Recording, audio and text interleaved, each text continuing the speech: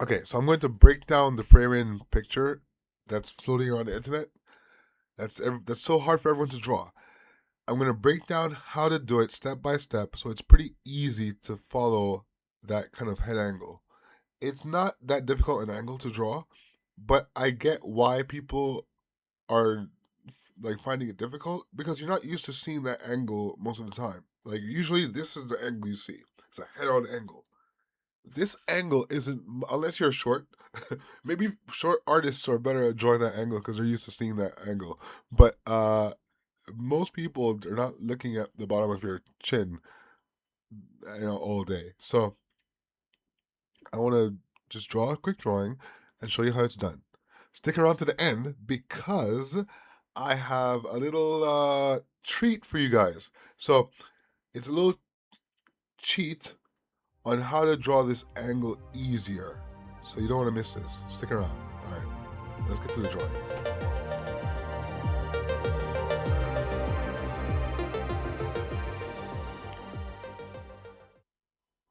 Okay, so here I'm going to show you guys how to draw that Frieren picture that's been going around the internet.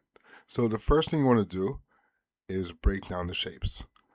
So here I am drawing a circle for the head and making sure that I know which direction she's facing. So I'm drawing the guidelines for the eyes and the nose, the mouth, all of that. So you can already see this. The head's a sphere for the most part. You can see the bottom of it, and if you imagine that you're looking from below, you'd be able to see the bottom of the sphere. Now the neck is another kind of cylindrical object, and you have to imagine you're looking at it from a lower angle. So you can see where the neck connects with the head. Then you can start drawing in the eyes, put the nose a placement, and remember that the lower the angle, or actually the higher the angle, both if you're going above or below the neutral eye line, the closer parts of the face become to each other. Here you can see the ears still track along the nose and eyes. They usually line up between the nose and eyes. The eyes are a bit closer to the nose because of the angle. The nose is further up in the face. The mouth also is further up in the face because the chin is higher. So the mouth, the nose, and the eyes are much closer together than they would be than in a normal picture. So here you can actually see I'm just like kind of rounding out the side of the face, getting the chin and the jaw down, and I prefer to draw my fairy ears or like elf ears, like pointing down. I don't know why, but I just think it looks cuter. So I kind of draw like a lower angle when I'm making my own version of this. And the hair also, you have to keep in mind the hair is coming from a different angle from you're usually seeing it from front. So you're gonna kind of see underneath the hair a bit for like especially the other side. The eyelashes are more prominent because you're seeing them from a below angle. So eyelashes are more prominent than usual. The depending on how low the angle is, the nose may interfere with the eye. Like in this case, her right eye. The nose may block more of the right eye depending on how low the angle is or how tilted to the side her face is. Forgive the blurriness if it gets a little blurry sometimes. It's my camera, my phone camera that's doing it. So also the ponytails. You draw the ponytails on the right, and the left ponytail is gonna maybe be visible a little bit at the top because of the angle. It's lower, so it's still in line with the other ponytail, but it's not as visible as the one on the right. So just want to make sure you have that all, set. Now I'm gonna switch pencils. I'm gonna switch to a darker pencil to do like kind of more defined lines. Doing the eyes, make sure the underneath the eyes are not going to be like um, a downward oval or downward curve. They're going to be an upward curve because you're seeing the bottom of the cheeks are technically like overlapping the bottom of the eyes. So the eyes will be in like a upward curve. The bottom of the eyes are in an upward curve. It's very important that you have that angle correct because it looks weird if you have like a downward curve. You can see the full eye as if you're looking at a straight on angle. You're not looking at a straight on angle, so the eyes should be curved upwards. Both the top and lower eyelids will be curved upwards because the lower ones, because you're seeing the cheeks. The cheeks are kind of being raised.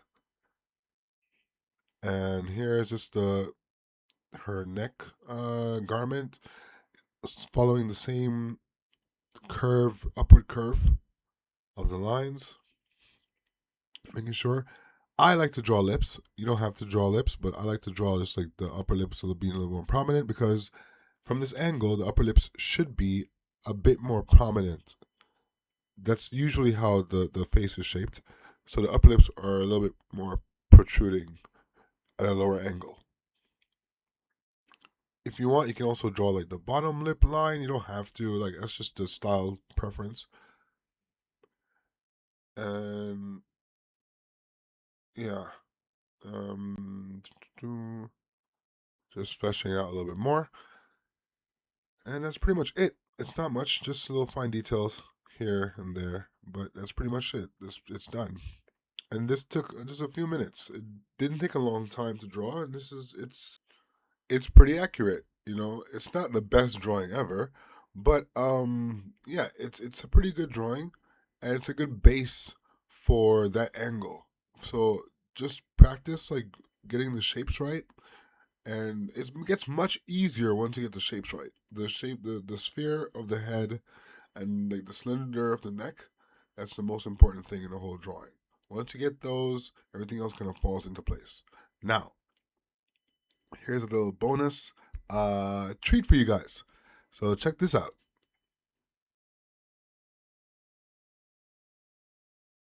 Here is my character designer Bible. I made this book back in 2020 during COVID because I wanted to make a book for myself. I made this book for me because I draw comics and I wanted to have my comic book characters look good at any angle. So I made this book for myself. Like I only have I have two copies of it. This is the very first draft where before I made the final version. So there are differences between this is color, I think, in the final version. I don't remember exactly. But yeah, just checking like the sizes and seeing like the different dimensions the book could be and what dimensions are listed as on Amazon. Here is the table of contents. My ex was translating it into Japanese. There isn't much text, but it's just basic like uh, head, child, woman, man, and then different poses, different angles. And here is the first part, the most difficult for many people. The head angles, hands are a problem too. So I want to make another book that does hands and other appendages that are difficult to draw. This is my character Nina. At the time in 2020, I had just started my comic, so I hadn't drawn the character enough. So she looks very different from angle to angle. Now, 5 years later, I've drawn this character a million times. So I can draw her blindfolded at any angle right now. But when I first started my comic, I used this a lot to get the look of her down and to get used to drawing her over and over again. I made like the lines are very pale, so you can draw in pencil and pen, and it doesn't really show through as much. They're just like little guidelines, and this is what it looks like without the drawings on it. You can see like the template of the head, different angles, and again Nina, different angles. This angle is similar to the Frieren angle, that kind of looking up, and you can draw. She has like horns, she has afro, so you can adapt your character to this template. Side angle, Almost the same, a little bit lower of an angle, a little higher of an angle, facing the opposite direction. Here is a top looking down, another hard angle to draw. And yeah, I love drawing Nina. I've drawn her a million times, but this is like when I first started drawing her. She looks so different. It's like weird to go back and see this now. And this is like memories because she looks totally different now when I draw her. Like I draw her less realistic, and she has more of like a kind of traditional anime-ish kind of inspired look. This was another character in the book. This was Sova, another character in the book. Yeah, he looks totally different now. Like he has a bigger nose, his horns are bigger, and he also doesn't look so realistic. He looks at a much has a much anime more looking look. This is Sova, a different angle, kind of side view, and show off his personality with little facial features, facial expressions. Here is yeah, this is just a little doodling around. This is what template looks like. Let me erase this. This looks terrible. This looks really terrible. Don't look at me! Don't look at me! No! But this is what the angle looks like. Here you can see it. I would like to draw on it right now, but it's so hard to draw with the book in my hand and the I'm recording through my phone, so it's hard to draw. I'm gonna try, but this is really weird to see myself drawing through the phone lens. I can't do this. No, I can't do this. Yeah, I'll create a separate video of me drawing on it later. Maybe another above angle from me. I don't know who this is. This was just some random sketch. I didn't like it, so I didn't continue it. Some blank pages. This was for another story I wrote.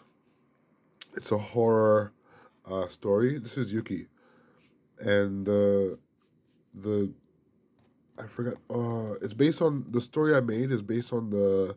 It's a not Christmas, winter song that you'll hear in the streets over a megaphone. You'll hear it around Japan. It's like a popular children's song. It's like Yuki Yakonko, dun, dun, dun, dun, dun, dun, dun, dun, dun, dun. So a lot of I think vendors. I'm not sure if they're vendors or what, but you'll hear it in the streets during the winter time. You'll hear that song.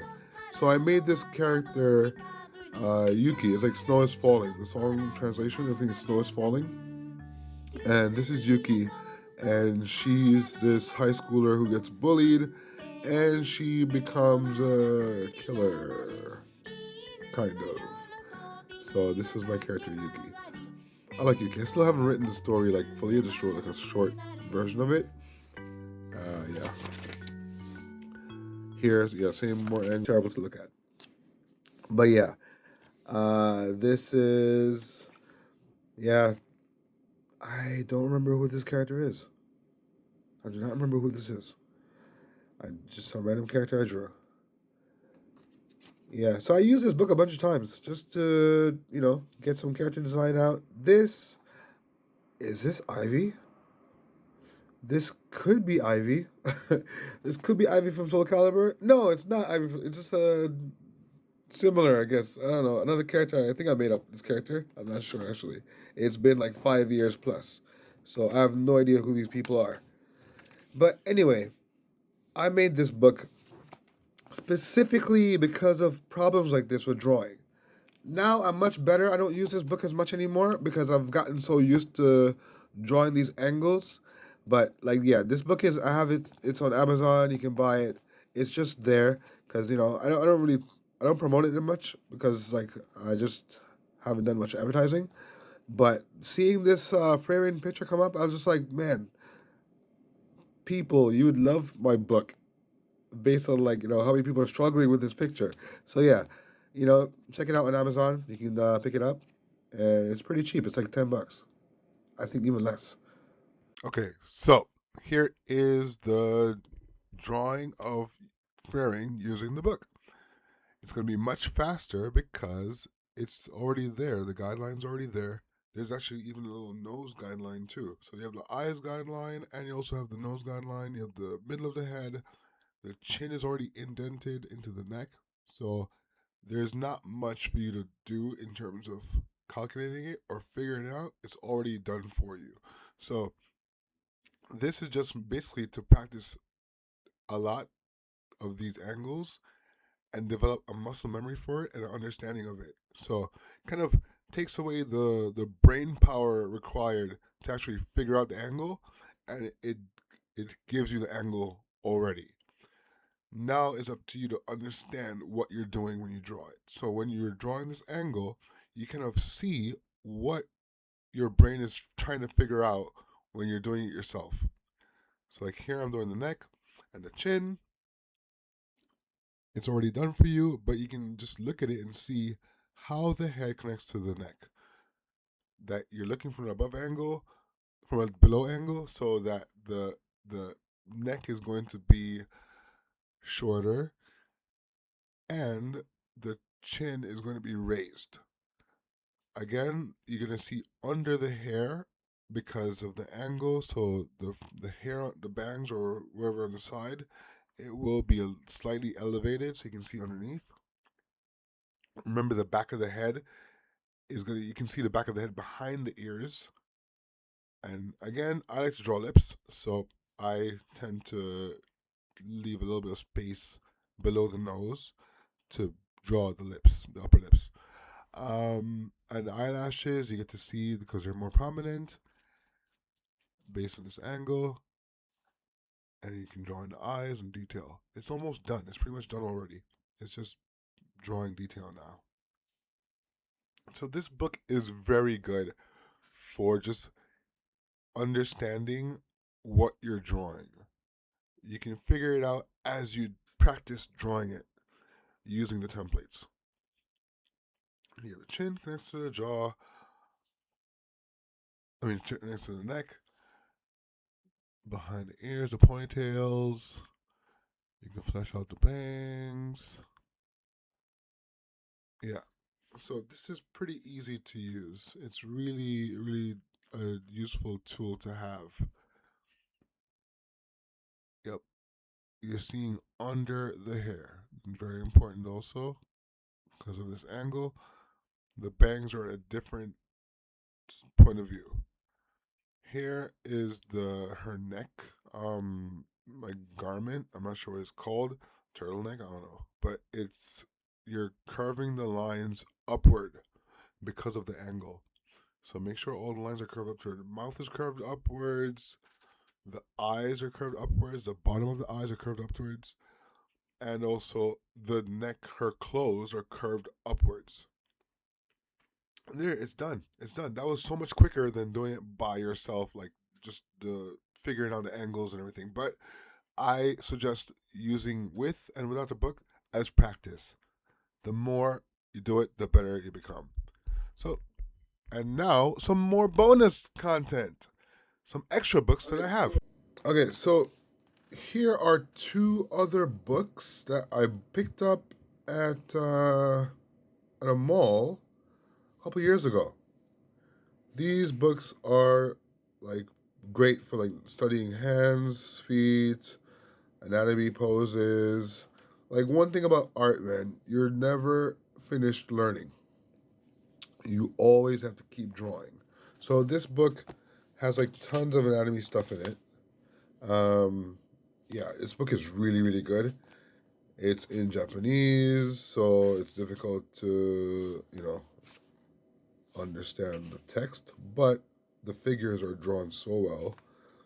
Like they're so good for practicing. I've used this a bunch of times. It has like different head angles. Here you go.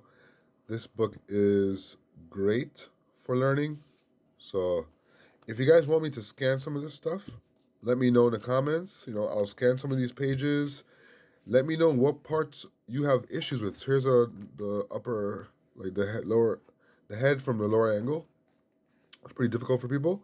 So yeah, if you guys want me to scan some of the stuff in here, let me know. There's like tons of really, really good poses and really great like anatomy practice you can do with this book. It goes into the bone and everything. Look at this. I love this. This page is a part of my favorite page, doing like hands. So yeah, if you guys want me to scan some of this stuff and do a video or like an in-depth video on this book, let me know. I will. And this is the other one. Um, This is more like into hands and feet and stuff. So like yeah, just concentrates more on the hands. Yeah, I do love learning this stuff. Like I've been drawing for my whole life. I'm 42, and I've been drawing my whole life, and hands are always still hard for me. So books like this, whenever I come across like books like this, I always pick them up. So if you guys, it's Japanese, but it's totally worth it. Just the figures alone are so beautiful. Like they're drawn so well, and there's so much like detail and so many different angles, and they really simplify the shapes, so it's pretty easy to get. Like this is how I draw feet, this kind of triangular shape, and then flesh it out with the toes and stuff like that. So it's pretty easy for me to do this stuff now, but when I first started practicing, it was so hard. So yeah, these books are essential. And yeah, my character design Bible is like a little cheat sheet. It helps you to like get into the rhythm of doing it over and over again. So it gets into like actually practicing it. So hey, check these books out.